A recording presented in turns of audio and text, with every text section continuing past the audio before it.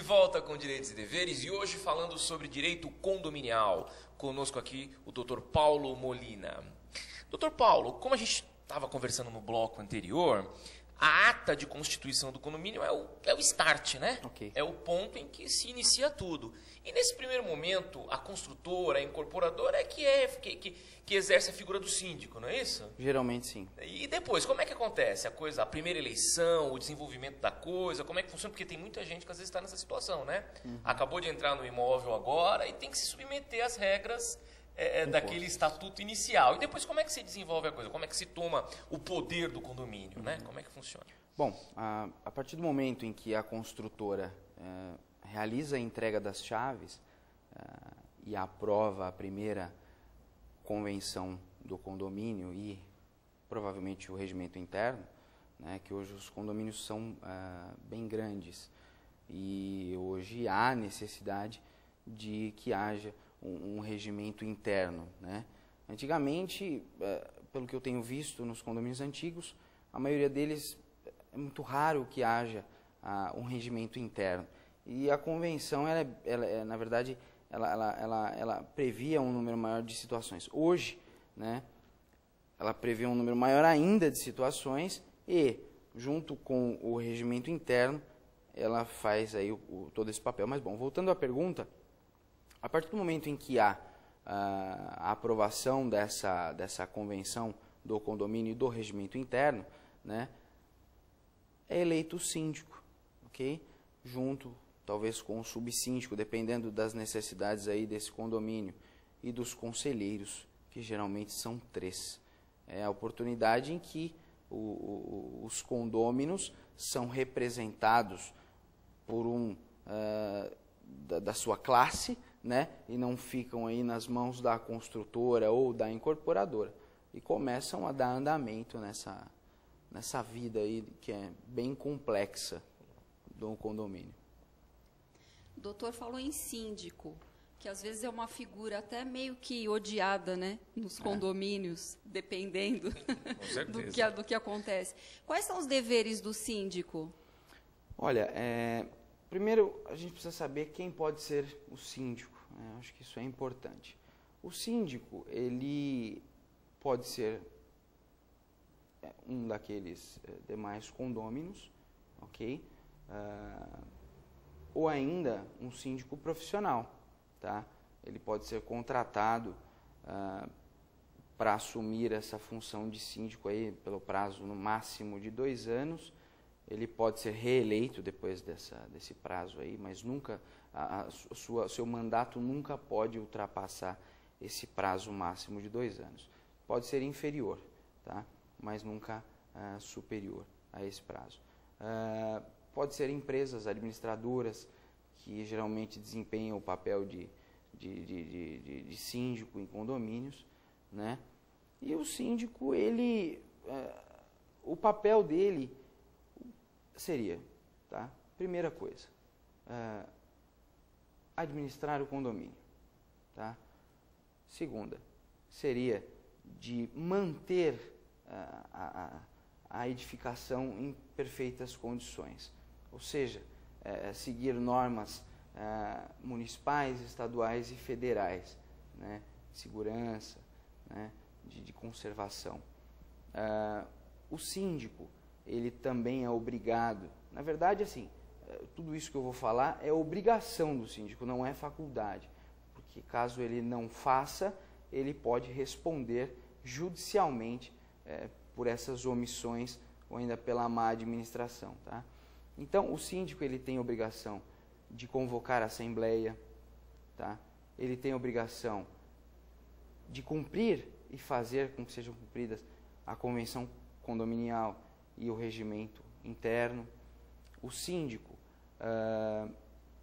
ele tem obrigação de prestar contas aos condôminos, tá? Então, tudo aquilo que ele gasta, ele precisa demonstrar para que foi destinado aquele dinheiro, né? Ele precisa orçar anualmente o orçamento, tá, daquele condomínio e as despesas, tá? E, bom, basicamente é isso, dentre outras coisas, tá? E caso o síndico não realize de forma satisfatória essas funções aí, que são previstas em lei, inclusive no Código Civil, e em algumas convenções existem previsões específicas com relação à função do síndico, ele pode ser destituído. Tá? Então, 1/4 dos condôminos se reúnem, convocam uma assembleia com essa finalidade específica de destituir aquele síndico, e com a votação da maioria presente naquela assembleia, ou seja, 50% mais um, o síndico é destituído pela vontade de todos. E, além disso, assim, é muito difícil que isso aconteça, mas se aconteça é porque a situação estava bem complicada. Então, vai ser apurado, ele vai ser obrigado a prestar contas do período em que ele administrou o condomínio, e caso haja aí alguma... isso não, na verdade, não esteja conforme aquilo que estava orçado e previsto, né, ele vai responder judicialmente por perdas e danos em favor do condomínio, a fim de restituir tudo aquilo que não bateu, né?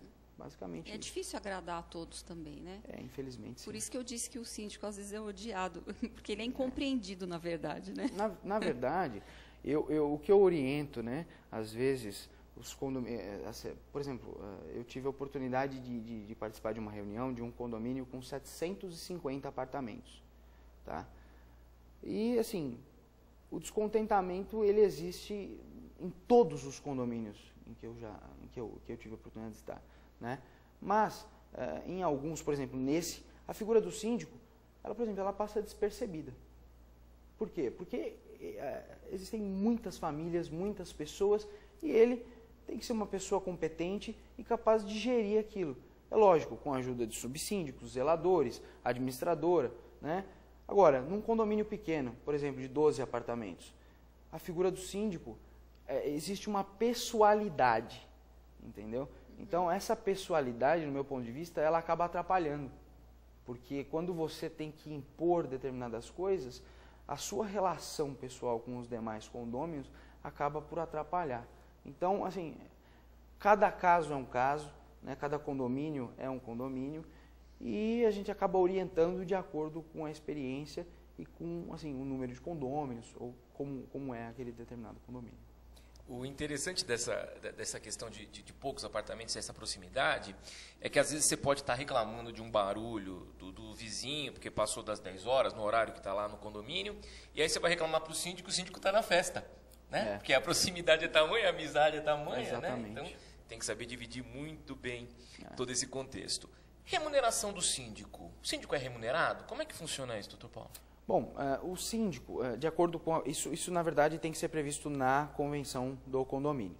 Tá? Geralmente, o que ocorre em condomínios pequenos é você isentar aquele síndico do pagamento das despesas condominiais ordinárias. Tá? Então, ele não paga, né, essas despesas ordinárias, mas, eventualmente, se houver um rateio por uma determinada obra, ou ainda alguma obra emergencial, o síndico ele tem que contribuir, porque, além de síndico, ele é um dos condôminos. Tá? Em condomínios maiores, geralmente é estipulado aí uma remuneração, né? E muitas das vezes ele é empregado do condomínio, registrado nos termos da CLT, tá? Por um contrato por prazo determinado de 2 anos, né? E que pode ser renovado por mais 2 anos. Síndicos profissionais, tá? Isso está crescendo muito hoje, né? Com esse crescimento dos apartamentos, né? dos condomínios. Essa profissão ela está em ascensão hoje, porque é muito difícil você chegar num condomínio hoje e alguém ter interesse em ser síndico.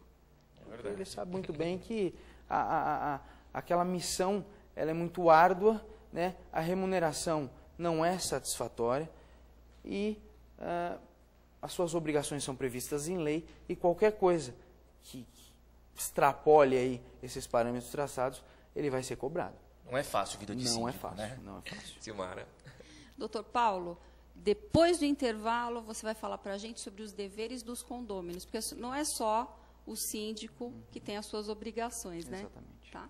Então, vamos a um breve intervalo e lembrando a você que o nosso programa será reprisado na sexta-feira, às 7h30 da manhã, no sábado, às 21h30 e domingo, às 22 horas. E se você quer ser nosso colaborador, envie um e-mail para direitosedeveres@oabguarulhos.org.br ou ligue para 2468-8199. O programa Direitos e Deveres volta já.